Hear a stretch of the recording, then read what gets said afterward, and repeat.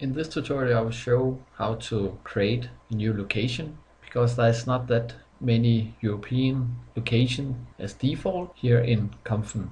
The first thing I want to make sure that is I'm using the right units is E units, that is units in millimeters, and not IP units for inches, because I'm used to using millimeters. Then we need to go to the library interface, and we can access that in two ways: clicking on this icon or going to the drop down menu of libraries, going to locations, and here you can see the standard predefined locations. You could either create a new one, edit one, or delete one if you have done some mistakes. In this case we're creating a new one. Here we need a energy plus weather file, and this we can find on the home page here, just to show.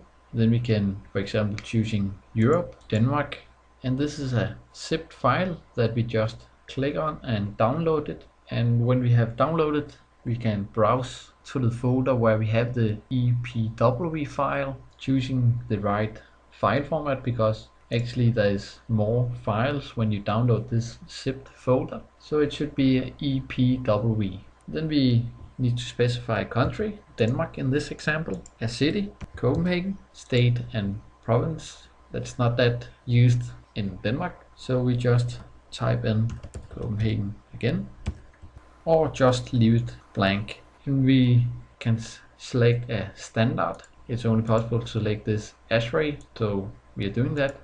But you need to define a zone. In Denmark it is something like cold, humid.